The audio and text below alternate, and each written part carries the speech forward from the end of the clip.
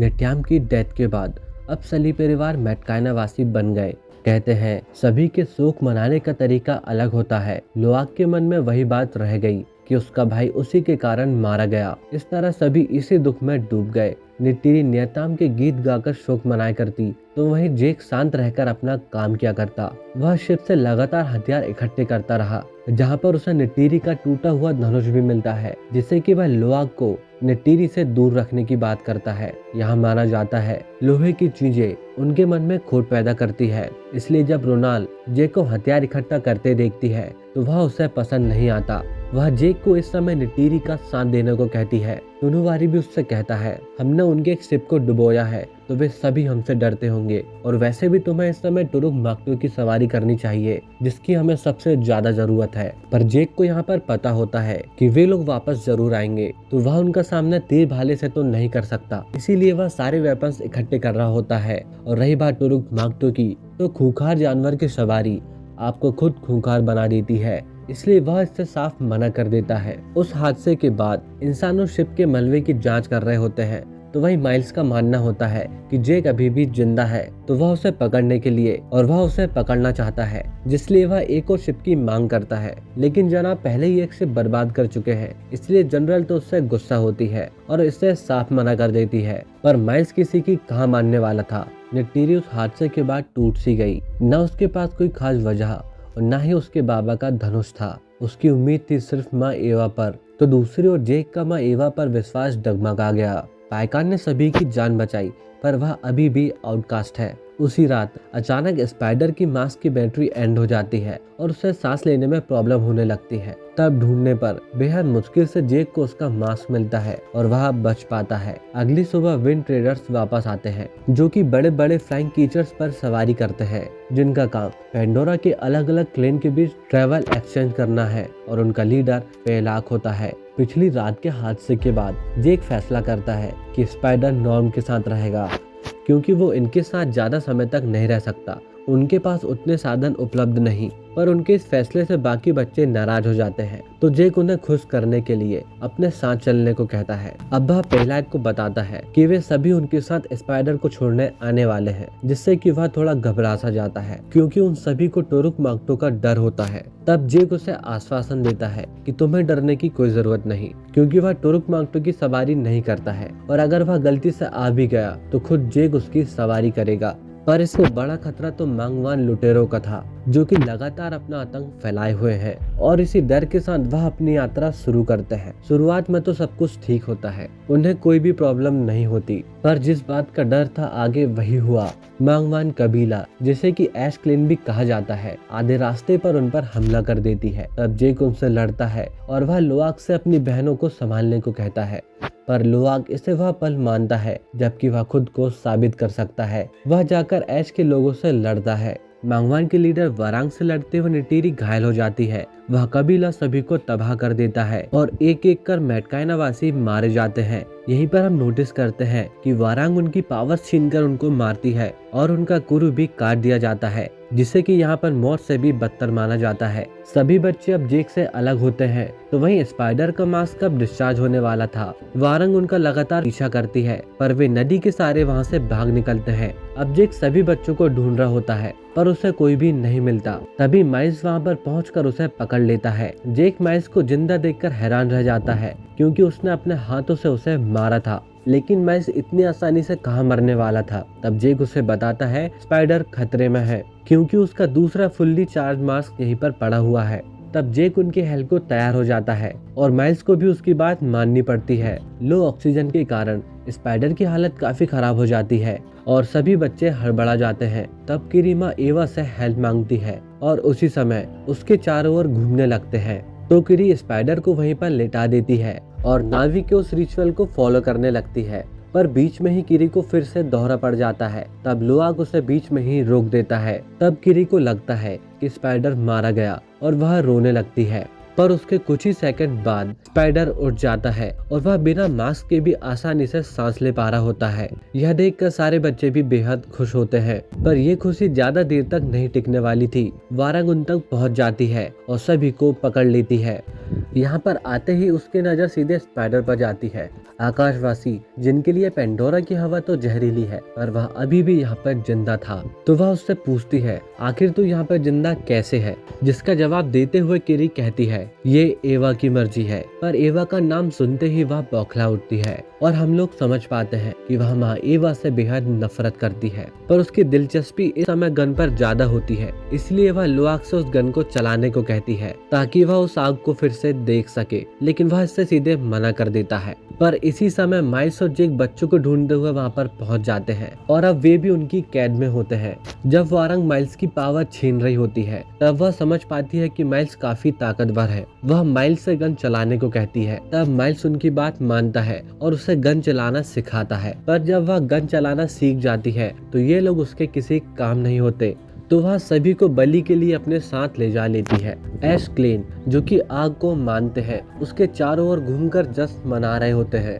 और किसी का भी ध्यान इन कैदियों पर नहीं होता है। तब किरी अपनी पावर्स का यूज करती है और वे लोग वहाँ से भाग निकलते हैं। ज्यादा थक जाने के कारण वे रात पर आराम कर रहे होते हैं, जहाँ पर जेक माइल्स को इस पेंडोरा के बारे में जानने को कहता है। वह बताता है यहाँ के राज उसकी सोच के भी काफी परे है, पर माइल्स उसकी किसी भी बात पर ध्यान नहीं देता है। इधर हम निट्टीरी को देखते हैं, जो कि घायल होती है। उसे नॉर्म तक लेकर जाती है। निट्टीरी की ऐसी हालत देखकर नॉर्म उसे तुरंत सर्जरी के लिए लेकर जाता है, जिसके बाद वे सभी लोग उनके हेल्प के लिए वहां पर आ जाते हैं। इधर माइल्स स्पाइडर के बारे में बेस में बताता है। तब वे लोग समझ जाते हैं कि स्पाइडर उनके लिए आखिर कितना जरूरी है। स्पाइडर के सहारे वे सभी इंसानों को यहाँ रहने लायक बना सकते हैं और यही तो उनका असली मिशन है कि इंसानों को पेंडोरा में रहने लायक बनाना। इधर नॉर्म स्पाइडर की जान से समझ पाता है उसके पूरे शरीर में माइसीलियम फैल चुका है, जिसने उसके पूरे शरीर को बदल दिया है, यहाँ तक कि उसका कुरु भी आने लगा। पर जेक को आने वाले खतरे का एहसास हो गया।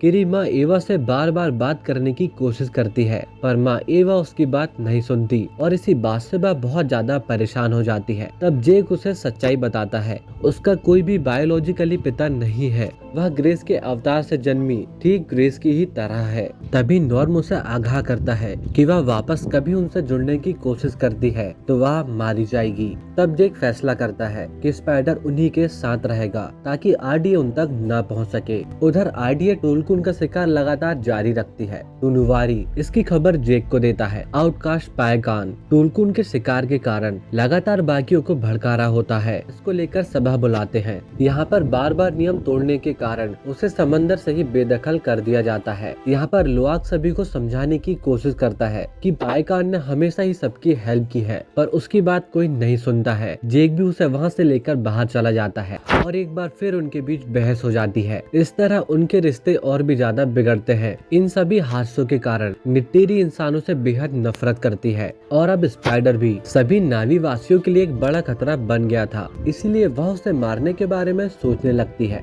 पर जेक ऐसा नहीं सोचता है, बल्कि वह उसे अपनी सारी नफरत मिटाने को कहता है। अब माइल्स को स्पाइडर की जरूरत थी, इसीलिए वह बाकी क्लेन्स को तबाह करने लगता है, पर उसे कोई भी जानकारी नहीं मिलती है। तब वह इस काम के लिए किसी और के पास पहुंच जाता है। वह पहुंचता है एस कबीले के पास और साथ लेकर जाता है हथियार जो कि उन्हें चाहिए। अब वारंग उससे बात करने को तैयार हो जाती है। वह उसे बताती है आग को बेहद पवित्र मानता है, जिसने बचपन में उनके कबीले को राख कर दिया था। चारों तरफ सिर्फ आग थी और तभी से उसने आग को अपना लिया।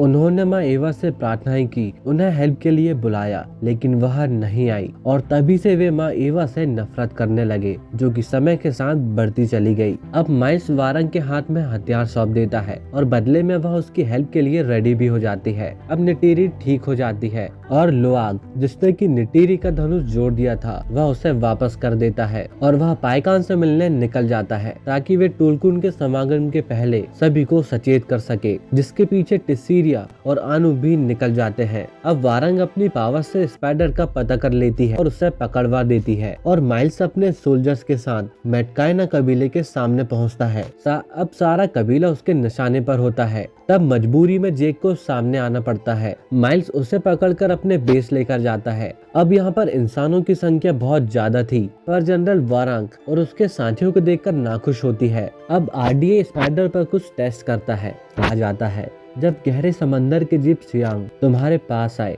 तो समझो वे तुम्हारा फैसला करने आए हैं। लुआक पर अचानक से वही जीव हमला करते हैं। तभी सीरिया और उसके साथी टुलकुन उसकी जान बचाते हैं और वे सभी मिलकर पायकान तक पहुंचते हैं।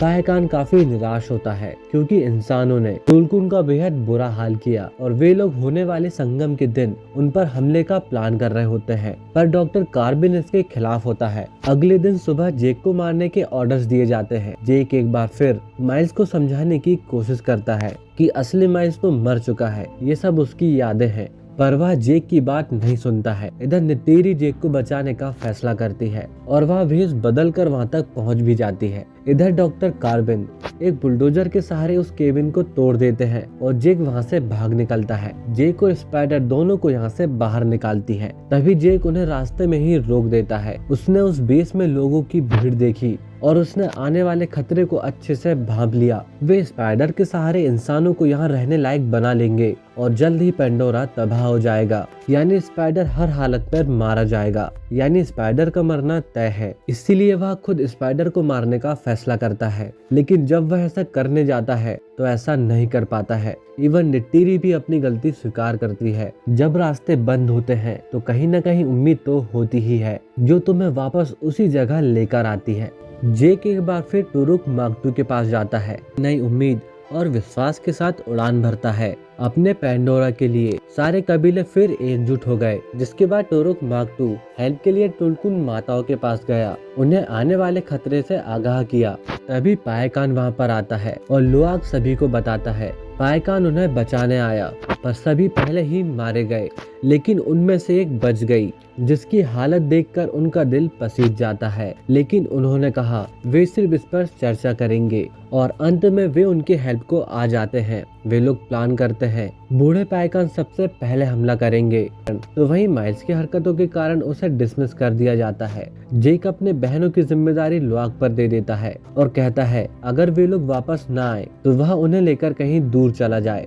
अब इंसान वहाँ पर आते हैं, पर वहाँ पर सिर्फ टुलकुन के बच्चे होते हैं। तभी दूसरी ओर से टुलकुन का बड़ा झुंड अचानक से उन पर हमला कर देता है। वे लगभग सभी जहाजों को खत्म कर देते हैं और उन्हें ऐसा लगता है कि वे लोग जीत गए, पर अचानक से आसमान में अंधेरा छा जाता है। माइल्स और एश कबीला एक साथ उन पर हमला करता है और सब कुछ पलट जाता है। जेक की जीत अचानक से हार में बदल जाती है। अब माँ एवा से मदद लेने केरी उनसे बॉन्ड करती है, पर उस पेड़ को भी तबाह कर दिया जाता है। रोनाल एक बच्ची को जन्म देकर मारी जाती है। टुरुक मागटू भी जमीन पर होता है, पर अंत में माँ एवा उनकी सुन ही लेती है और गहरे समंदर से उनकी हेल्प को आती है। सभी इंसानी जहाजों को खत्म कर देते हैं। टुरुक मागटू एक बार फिर से उड़ता है। वारंग वहाँ से भाग जाती है और माइल्स मारा जाता है। अंधेरी रात एक बार फिर से खत्म होती है और एक नया सवेरा लाती है। टुलकुन अपना उत्सव अच्छे से मनाते हैं। पायकान को वापस अपना लिया जाता है। स्पाइडर को भी